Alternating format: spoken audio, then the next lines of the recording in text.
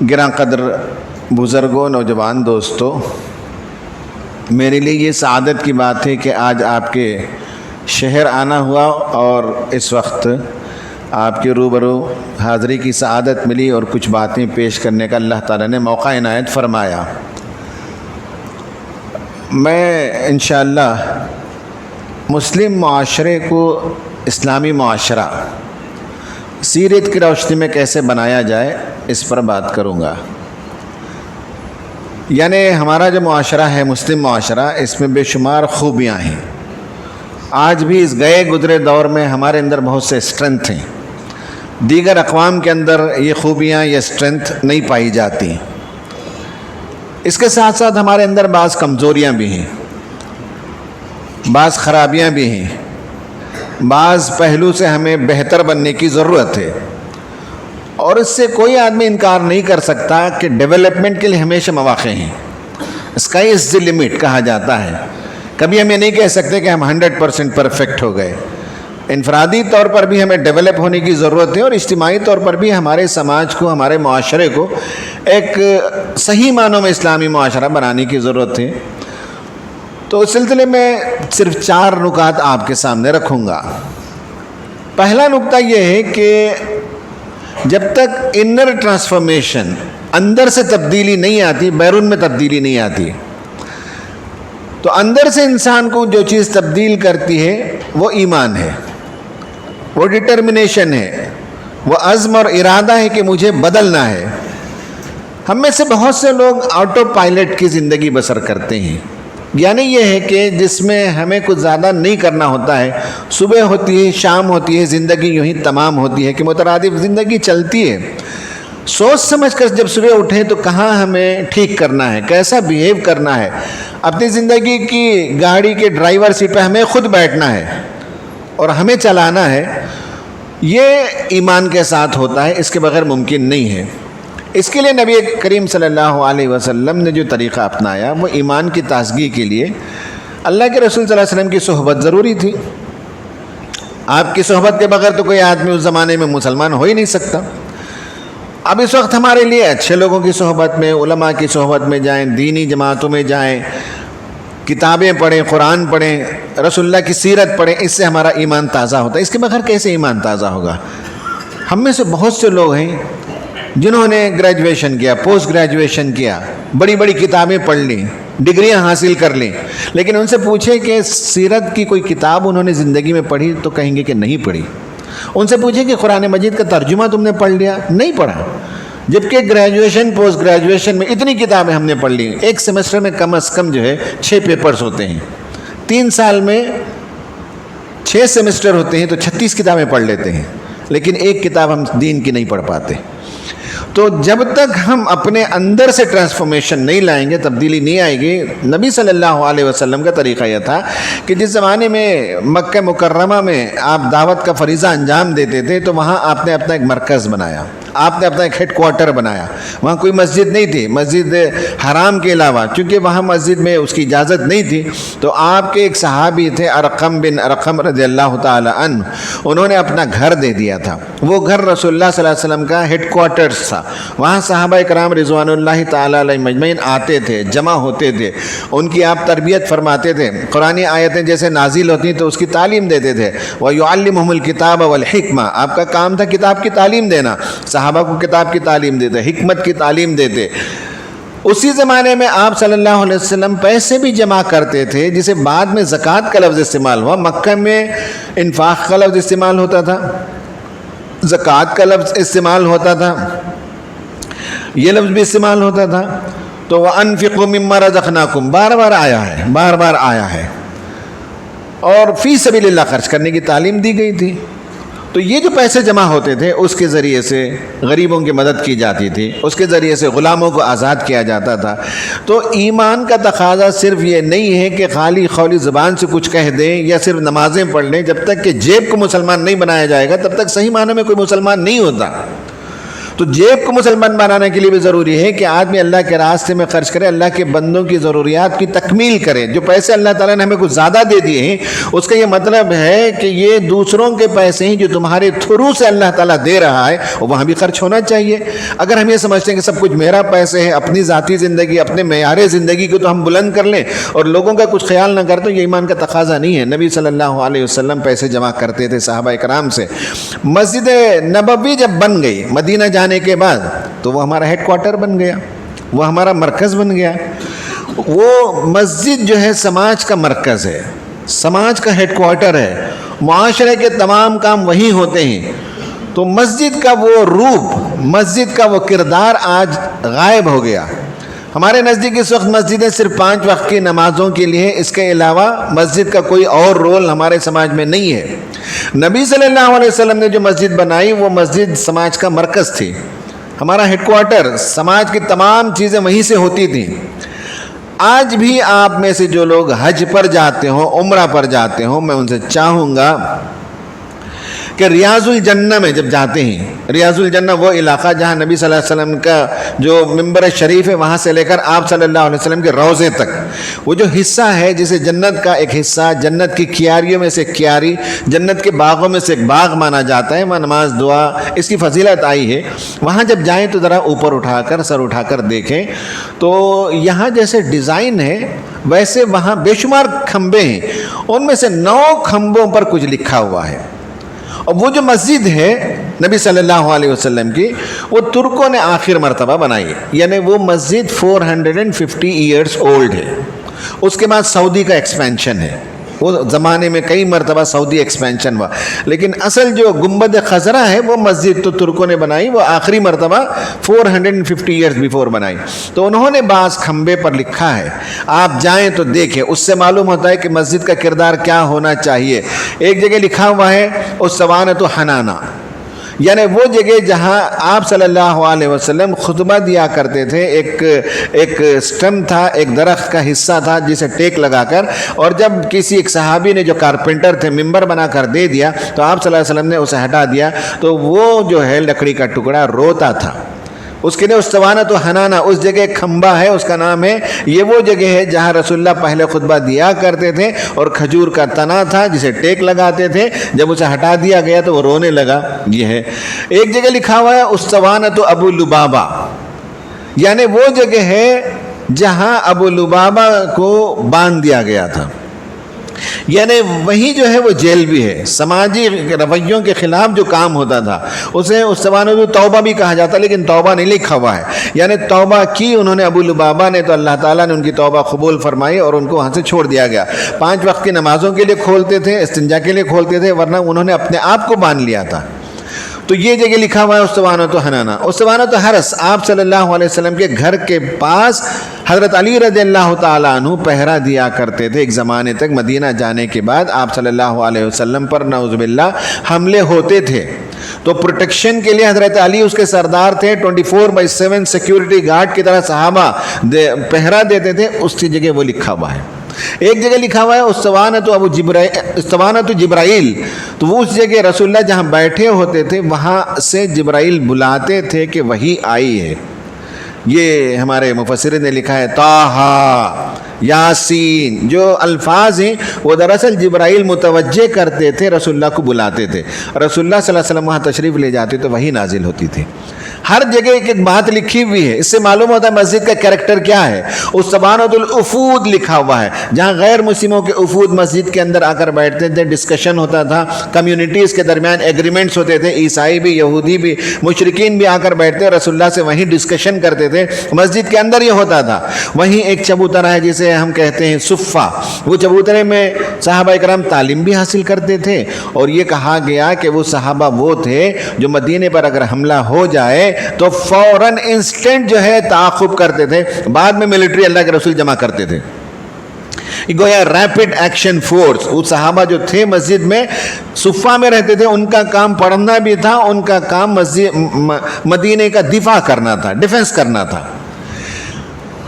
مسجد نبوی آج بھی جو مسجد نبوی ہے اس میں قبلے کی طرف باہر جائیں تو جو اوپن سپیس ہے وہاں رسول اللہ صلی اللہ علیہ وسلم صحابہ کرام کے دوڑ کے مقابلے کراتے تھے، تیر اندازی سکھاتے تھے، کشتی کرواتے تھے مسجد کے صحن میں، تاکہ مسلمان فزیکلی فٹ رہیں، لاغر نہ رہیں، کمزور نہ رہیں، بیمار نہ رہیں۔ ابھی بھی آج بھی آپ جائیے قبلے سے باہر، رائٹ سائڈ میں آپ دیکھیں گے تو ایک چھوٹی سی پہاڑی ہے، اس کے پر ایک چھوٹی سی مسجد ہے، اس کا نام ہے مسجد سبق۔ اس کا مطلب ہے جو مسابقت ہوتی تھی، جو دوڑ ہوتی تھی، اللہ کے رسول وہاں پہاڑ سے کھڑے ہو کر دیکھتے تھے کہ کون سے صحابی پہلے نمبر پر آئے، کون سے دوسرے نمبر پر آئے۔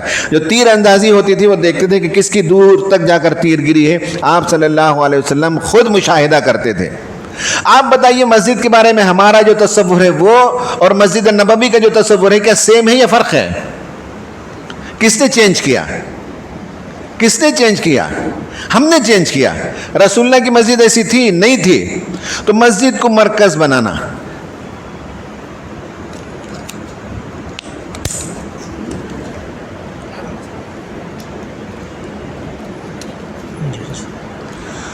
مسجد میں ہم بچوں کو پڑھنے کے مواقع دیں، مسجد میں جو ہے اچھا ایک کھمبے پر لکھا ہوا ہے اسطوانۃ عائشہ۔ نبی صلی اللہ علیہ وسلم کی مجلس میں خواتین بھی آتی تھیں، مرد سامنے بیٹھتے تھے، عورتیں پیچھے بیٹھتی تھیں۔ انہوں نے کہا اللہ کے رسول صلی اللہ علیہ وسلم آپ جو بیان فرماتے ہیں وہ بات ہم تک سنائی نہیں دیتی چونکہ مرد سامنے بیٹھ جاتے ہیں، ایک دن ہمارے لیے متعین فرما دیں۔ تو آپ نے کہا اچھا ٹھیک ہے، ہفتے میں ایک دن تمہارے لیے ایکسکلوزیولی ٹائم دوں گا۔ شریعت کون سکھائے؟ عورتوں کو، مرد ہی سکھائیں گے، عورتیں بھی سکھائیں۔ میرا کہنے کا مطلب ہے کہ مسجد کا جو وہ انقلابی کردار تھا اسے ہم نے گم کر دیا۔ میں آج بھی جاتا ہوں آسٹریلیا، مختلف دنیا کے ممالک میں جاتا ہوں، میں نے دیکھا کہ وہاں مسجدوں میں ایک مسجد یہ ہوتی ہے، مسجد کے بازو ایک ہال ہوتا ہے جہاں بچے جب آتے ہیں تو ان کے لیے باسکٹ بال کھیلنے کا انتظام ہے، وہاں ٹی ٹی کھیلتے ہیں بچے۔ تو مسجد سے وابستہ کیسے ہوتے ہیں بچے؟ وہاں مسجد سے وابستہ ہونے کے لیے ایک طریقہ یہ کہ یہاں آتے ہیں، کھیلنے کے بعد وقت پر نماز پڑھتے ہیں، حضرت کے پاس قرآن پڑھتے ہیں، پھر چلے جاتے ہیں۔ مسجد سے ریلیٹڈ بہت سے ایکٹیویٹیز لوگوں نے پیدا کر رکھی ہیں۔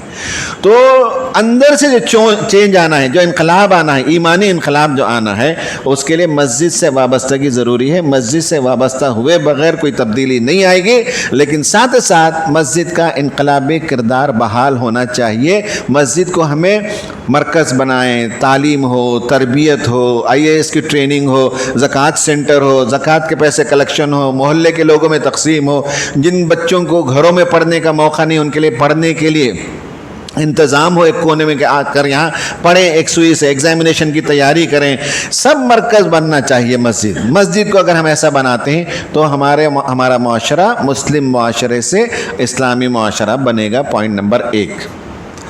پوائنٹ نمبر 2، وہ ہم یہ بات کرنا چاہتے ہیں کہ نبی صلی اللہ علیہ وسلم نے صحابہ کرام رضوان اللہ تعالی علیہم اجمعین میں ایسی دوستی بنا دی کہ عقد مواخا کہتے ہیں، یعنی بھائی بھائی کی گانٹھی، بھائی بھائی کا رشتہ بنایا۔ ایک انصار صحابی، ایک مہاجر صحابی بنا دیا۔ یہ کیوں بنایا؟ بنایا اس لیے کہ فائنانشیل اسٹیبلٹی چاہیے امت مسلمہ کے اندر۔ جب تک معاشی طور پر یہ امت مستحکم نہیں ہوگی، سر اٹھا کر جینے کے لائق ہم نہیں ہوں گے۔ یہاں اس ملک میں ہم دعوت کا فریضہ انجام نہیں دے سکتے، ہمیں کوئی عزت نہیں ہوگی۔ جو مانگنے والا ہاتھ ہے وہ ہمیشہ نیچے ہوتا ہے، جو دینے والا ہاتھ ہے وہ اوپر ہوتا ہے۔ صحابہ اکرام جو مکہ چھوڑ کر آ گئے، اپنی جگہ بڑے بڑے تاجر تھے، لیکن اس وقت جو ہے وہ خالی ہاتھ تھے۔ اب آپ دیکھیں، غور و فکر کیجئے، صحابہ اکرام میں سے جو انصار صحابہ تھے انہوں نے کہا کہ بھائی ہم تم کو یہ باغ دے دیتے ہیں، یہ کھیت دے دیں گے، تم کام کرو۔ تو مکے کے صحابہ کی غیرت گوارا نہیں کرتی کہ کوئی چیریٹی ان کو دے۔ بھائی ایک تاجر ہے، اسے کوئی کہیں کہ بھائی ہماری طرف سے بھیک ہے، چیریٹی ہے، تو لینا پسند کریں گے؟ نہیں لے گا۔ کہا کہ نہیں ہمیں نہیں چاہیے بھائی، نہ تمہاری کھیت چاہیے نہ تمہارا باغ چاہیے۔ پھر انہوں نے کہا اچھا ٹھیک ہے، ایسا کرو کہ باغ ہمارا، تم محنت کرو، لیبر کرو، ہم روزانہ تم کو لیبر کے پیسے دے دیں گے۔ بھائی مکے کے لوگ تاجر تھے، تاجر روز لیبر نہیں کرتا، سفر پر جاتا، سال میں 2 مرتبہ 3 مرتبہ سامان لاتا بیچتا، سال بھر کی کمائی ہو جاتی۔ تو جو آدمی ٹریڈر ہو، کیا وہ لیبرر ہے کہ روزانہ ہاتھ پھیلا کر پیسے لے گا؟ کہا نہیں چاہیے یہ بھی ہمیں۔ تو رسول اللہ نے ایک نیا آئیڈیا انوینٹ کیا، جسے بعد میں شریعت میں مضاربہ کہتے ہیں۔ وہ یہ کہا کہ اچھا بھائی ٹھیک ہے، تم دونوں پارٹنر بن جاؤ، ایک کا انویسٹمنٹ ہوگا، ایک کا مینجمنٹ ہوگا۔ انویسٹمنٹ تمہارا بھائی، کھیت تمہاری ہے، تو اس کا کتنا کیپٹل حصہ ہے، تو کیپٹل لگانے والا پارٹنر ہو گیا۔ اب دوسرا صحابی وہ ہوگا جو مکمل اس کھیت کو دیکھے، لیبر بھی کرے، پانی بھی لگائے، 10 لوگوں کی ضرورت ہو تو 10 لوگوں کو لے آئے مدینے کے مارکیٹ سے، کھیتی کرے، فلاں کرے، لیکن یہ لیبرر پیمنٹ نہیں ملے گا، پارٹنر ہو گئے تم، ورکنگ پارٹنر۔ تو ایک انویسٹمنٹ پارٹنر، ایک ورکنگ پارٹنر ہوا، اور رسول اللہ نے دونوں کو جوڑ دیا، جس کے نتیجے میں صحابہ کرام کی معاشی زندگی مضبوط ہو گئی۔ آج بھی امت مسلمہ کے سلسلے میں اس پر غور کرنے کی ضرورت ہے۔ جو لوگ تاجر ہوتے ہیں انہیں کبھی اس بات کی فکر نہیں ہوتی، وہ چندہ دے دیں گے، وہ خیرات دیں گے، صدقہ دیں گے، لیکن کسی دوسرے ساتھی کی بزنس میں اٹھا کر کھڑا کر دیں، مضبوط کر دیں، اس کی طرف ذہن جاتا ہی نہیں ہے۔ یہ کام ہے جو لوگ تاجر حضرات ہیں، ان کا کام ہے کہ اپنے زیر نگرانی 10 مسلمان کو مضبوط کریں تجارت میں۔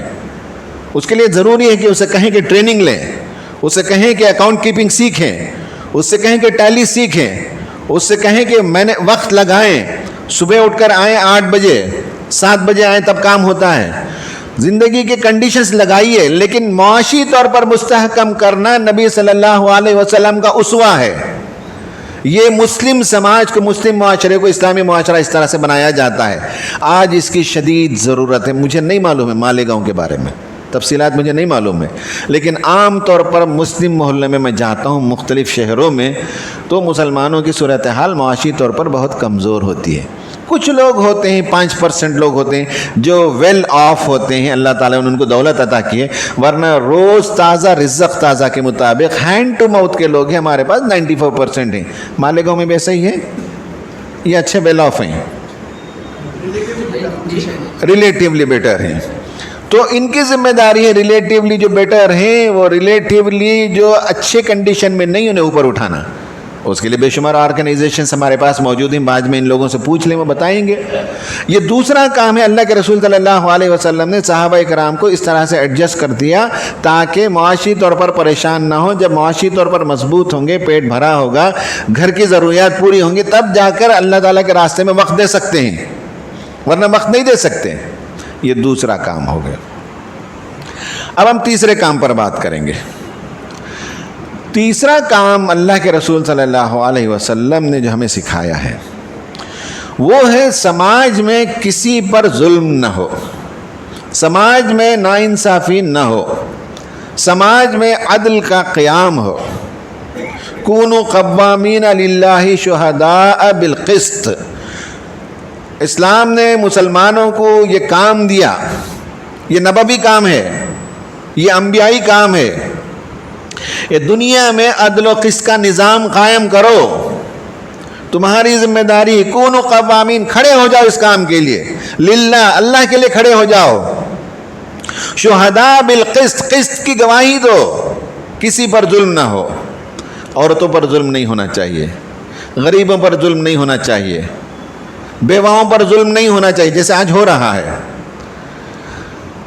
پچھڑی ذات کے لوگوں پر ظلم ہوتا ہے، گاؤں والوں پر ظلم ہوتا ہے، فیکٹری ورکرز پر ظلم ہوتا ہے۔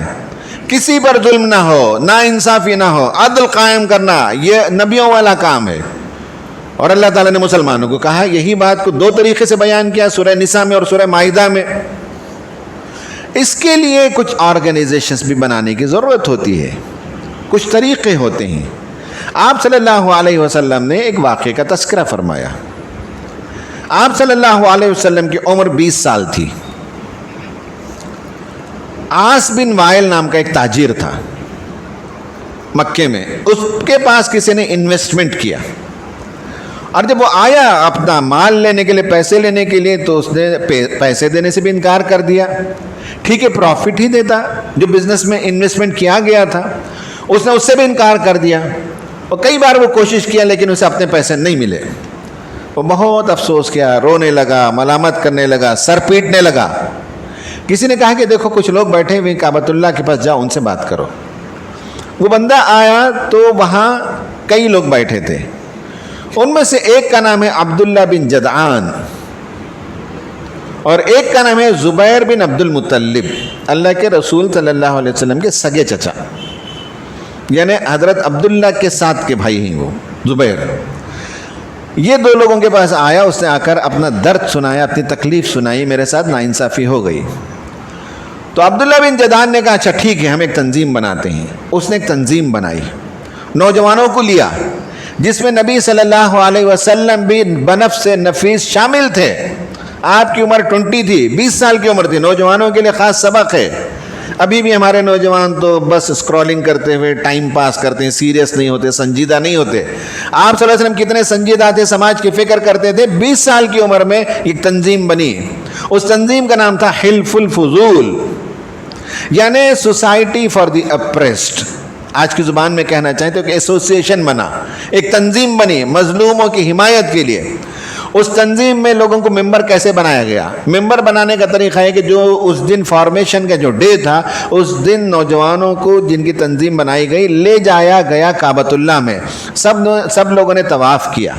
طواف کرنے کے بعد زمزم کے پانی 7 قطرے سب کو پلایا۔ عبداللہ بن جدعان نے اور زبیر نے پلایا 7 قطرے، اور سب ایک دوسرے کے ہاتھ میں ہاتھ ڈال کر کھڑے ہو گئے اور عہد کیا، وعدہ کیا، اعلان کیا انہوں نے کہ ہم متحد ہیں ظالم کے خلاف، اور اس وقت تک متحد ہیں جب تک کہ سامنے شبر کے پہاڑ اپنی جگہ سے ٹل نہ جائیں۔ ایک پہاڑ ہے جس کا نام شبر ہے، اور جب تک سمندر کی موجیں اٹھتی رہیں گی تب تک ہم متحد ہیں۔ کہنے کا مطلب یہ ہے کہ فار ایور ہے، یہ پہاڑ ٹلنے والا نہیں ہے، سمندر اپنی موجوں کو بند کرنے والا نہیں ہے۔ جب تک یہ ہوتا رہے گا تب تک ہماری یہ تنظیم ہے، اور ہمارا کام ہے ظالم کے خلاف مضبوط ہوں گے اور مظلوم کو اس کا حق دلائیں گے، اور حق دلانے تک ہم چین کی سانس نہیں لیں گے، ہم متحد ہو کر کام کریں گے۔ یہ انہوں نے وعدہ کیا، ڈکلیریشن کیا، اور اس کے نتیجے میں مکے میں کوئی بھی ظلم نہیں کر سکتا تھا۔ اگر ظلم ہوتا تو فوراً یہ تنظیم ایکشن میں آتی، اور یہ تنظیم کے لوگ کام کرتے، جا کر ظالم سے ملاقات کرتے، مظلوم کی مدد کرتے، چارہ جوئی کرتے، اس کے پیسے دلاتے، راستے نکالتے۔ یہ تنظیم NGO بنایا گیا۔ آپ صلی اللہ علیہ وسلم نے مدینے میں ایک مرتبہ فرمایا کہ مجھے وہ تنظیم اتنی پسند تھی کہ آج بھی اگر کوئی مجھے بلائے تو میں اس تنظیم کا ممبر بن سکتا ہوں۔ یہ بہت ہی شاندار بات ہے آپ نے جو فرمائی۔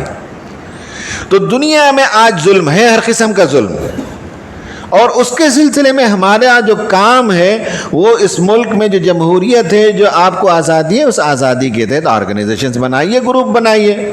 کوئی جیل میں پھنسے ہوئے ان نوجوانوں کی وکالت کیجیے۔ کسی کے پاس پیسے نہیں، سود کے پیسے دیتے دیتے تھک گیا ہے اور سود خور جو ہے اس پر دبوچ لیا ہے اس کو، تو تنظیم بنائیے، ان لوگوں کو آزاد کیجیے، قرضوں سے آزاد کیجیے، زکوٰۃ کے پیسے سے ان کی مدد کیجیے، زکوٰۃ کے پیسے سے لوگوں کو جیل سے چھڑائیے۔ جیل میں جو لوگ ہیں اس میں سے کچھ لوگ ہیں جو کوئی گناہ نہیں کیا، انہوں نے، ان پر جھوٹے الزامات لگے۔ کچھ لوگ ہیں جو ہمارے لوگ جیل میں کام کرتے ہیں، وہ بتاتے ہیں کہ چھوٹے چھوٹے جرم کے، کسی نے بیوی کو مارا پیٹا، کسی نے کچھ کیا، اب ان کے جیل کی سزا 3 مہینے کی ختم ہو گئی، اب انہیں 1,500 روپے 2,000 روپے جرمانہ بھرنا ہوتا ہے، اس کی بھی سخت نہیں ہوتی ہے، اس سے جیل کاٹتے رہتے ہیں۔ 2,000 روپے نہیں دے سکتے، 5,000 روپے نہیں دے سکتے، جیل کی سزا ختم ہو گئی۔ بھائی دنیا میں کیا کیا ظلم ہے، کیا کیا تکلیف ہے۔ عورتوں کے کیسز تو اتنے کیسز آتے ہیں، ہم کیا بتائیں کہ شوہر کے من میں آیا رکھا، من میں نہیں آیا نکال دیا، کہنے لگا بھائی تمہاری ماں نے تصویر جو دکھائی وہ نہیں ہو، تم الگ ہو، ہمیں پسند نہیں ہے، چاہے تو رہو چاہے تو نکل جاؤ۔ بعض مرد کہتے ہیں بھائی ہم تم کو نہ طلاق دیں گے نہ خلا دیں گے، لٹکا کر رکھیں گے زندگی بھر۔ ظلم ہے یہ سب عورتوں کے ساتھ۔ کس کی ذمہ داری ہے؟ سماج کی ذمہ داری ہے۔ کل قیامت کے دن ہم سے پوچھا جائے گا، پوچھ لیجیے علماء کرام سے، یہ سب سوال ہوگا ہمارے ساتھ کہ تمہارے پڑوس میں، تمہارے محلے میں کوئی عورت تھی، تکلیف میں تھی، پریشانی میں تھی، تم نے کیوں جا کر اسے شوہر سے بات نہیں کی؟ تم نے کیوں انصاف نہیں دلایا؟ وہ مظلوم تھی وہ عورت۔ تو سماج میں مظلوموں کی مدد کے لیے بے شمار تنظیم آپ مالیگاؤں میں بنا سکتے ہیں، اور ہوں گے یہاں، مجھے نہیں معلوم، آرگنائزیشنز، NGOs، سب کے لیے کام کیجئے۔ یہ رسول صلی اللہ علیہ وسلم کا اسوہ ہے، ظلم کے خلاف کھڑے ہونا، عدل کی بات کرنا، انصاف کی بات کرنا۔ وَأُمِرْتُ لِأَعْدِلَ بَيْنَكُمْ، مجھے حکم ہوا ہے کہ تمہارے درمیان صفوں میں عدل قائم کروں، سماج کے اندر عدل ہو، انصاف ہو، بھائی چارگی ہو، ایکویلٹی ہو، جسٹس ہو۔ یہ شریعت کا کام ہے۔ یہ تیسرا کام ہے جو ہمیں دیکھنا ہے۔ چوتھی اور آخری بات ہے، وہ یہ کہ نبی صلی اللہ علیہ وسلم نے جو انقلاب برپا کیا اس میں مردوں کے شانہ بشانہ خواتین کا بھی رول تھا. عورتیں بھی اسلام قبول کرتی تھیں, عورتوں کی بھی تعلیم و تربیت کا انتظام فرماتے تھے. مکے میں جب آپ پر وحی آ رہی تھی تو پڑھے لکھے لوگ کم تھے پورے مکے میں, مسلمانوں میں نہیں, پورے مکے میں. ڈاکٹر حمید اللہ نے لکھا ہے کہ 12 یا 14 لوگ ہی تھے پورے مکے شہر میں جو لکھنا پڑھنا جانتے تھے, باقی کوئی لکھنا پڑھنا نہیں جانتا تھا, صرف اورل عربی بات کرتے تھے. آپ صلی اللہ علیہ وسلم وہی جب آتی تو پہلے صحابہ کو سناتے, مردوں کو, پھر عورتوں کو الگ سے بلاتے اور ان کے درمیان سناتے کہ آج یہ وحی مجھ پر نازل ہوئی. پھر اس کے بعد کاتبین وحی کو بلاتے, ان سے لکھواتے. ان کاتبین وحی میں عورتیں بھی تھیں, 2 عورتیں, ان سے بھی آپ لکھواتے. پھر بعد میں چل کر قرآن کو کمپائل کیا گیا. ہجرت کا وقت آیا تو پہلی بار جب ہجرت ہوئی ہے, ہجرت حبشہ, تو 11 لوگ جو گئے ہیں ان 11 لوگوں میں سے 2 عورتیں تھیں. دوسری مرتبہ جو گئے تو تقریباً 80 لوگ گئے, 80 میں 25% خواتین تھیں ہجرت کرنے والی. اور آپ صلی اللہ علیہ وسلم جب آپ نے ہجرت فرمائی, مکے سے مدینہ جب گئے تو آپ کے ہجرت کے بارے میں صرف 2 مردوں کو معلوم تھا کہ ہجرت ہونے والی ہے, حضرت ابو بکر صدیق رضی اللہ تعالیٰ عنہ اور حضرت علی رضی اللہ تعالیٰ عنہ. اس کے مقابلے میں 4 عورتوں کو معلوم تھا کہ آج کی رات ہجرت ہونے والی ہے. یہ جو ہمارا خیال ہے کہ عورتوں کے سینے میں یا پیٹ میں بات نہیں ٹکتی, رازداری کے معاملے میں مردوں سے آگے 4 عورتوں کا اللہ کے رسول کی ہجرت کے بارے میں علم تھا. پھر اس کے بعد مدینہ تشریف لے جانے کے بعد ہر مرحلے میں عورتوں نے ایکول رول ادا کیا. اللہ کے رسول جہاد کے لیے پیسے پوچھتے تو جہاں مرد دیتے وہاں عورتیں نکال کر دیتی تھیں اپنے زیور. عید کے دن آپ صلی اللہ علیہ وسلم خطبہ دینے کے بعد پیچھے جاتے اور عورتوں سے الگ خطبہ دیتے تھے, چونکہ مائک کا نظام نہیں تھا, سن نہیں سکتی تھیں عورتیں, وہاں جا کر الگ سے خطبہ دیتے. پھر اس کے بعد اللہ کے راستے میں خرچ کرنے کے لیے حضرت بلال چادر پھیلاتے تو عورتیں اپنے پاس جو زیور ہیں, جو کچھ اللہ کے راستے میں دے سکتی تھی, دیتی تھیں. جہاد کے موقع پر عورتیں بھی میدان جہاد میں ہوتی تھیں. اکثر و بیشتر تو تیمہ داری کرتی تھیں, مرہم پٹی کرتی تھیں, لیکن حضرت خنسہ کے بارے میں کہ وہ تیر انداز بھی تھیں, دشمنوں پر تیر بھی چلاتی تھیں, وہ ان کا بھی ایک کردار رہا. تو نبی صلی اللہ علیہ وسلم نے نصف انسانیت, ہاف ہیومینٹی کو آپ نے گھر میں نہیں بٹھا دیا. گھر بھی دیکھتی تھیں, دین کا کام بھی کرتی تھیں, تعلیم بھی حاصل کرتی تھیں, جہاد میں بھی آتی تھیں, مرہم پٹی بھی کرتی تھیں, انفاق بھی کرتی تھیں.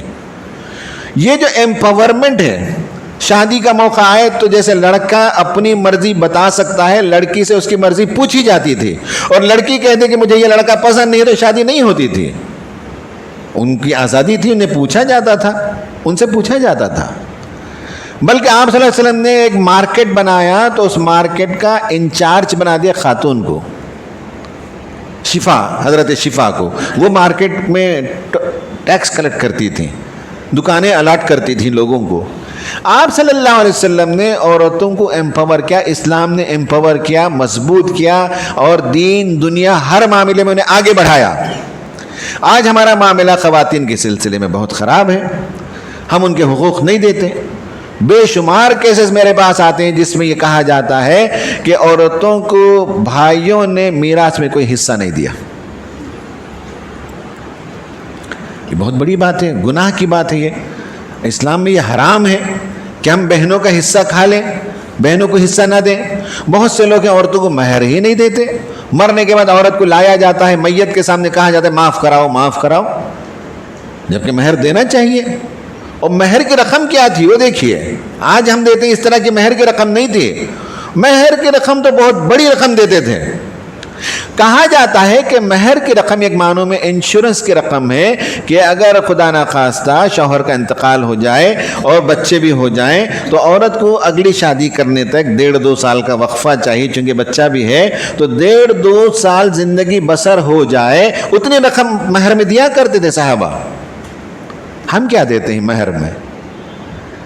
اگر وہ پیسے مہر کے زیور بیچ دے عورت تو مالیگاؤں میں گھر لینے کے لیے جو کیپٹل اماؤنٹ چاہیے, اپنا سگا خاص گھر نہیں, کرائے کا گھر لینے کے لیے جو ڈپازٹ دیتے ہیں وہ ڈپازٹ بھی نہیں ہوگا، اتنے پیسے ہم دیتے ہیں۔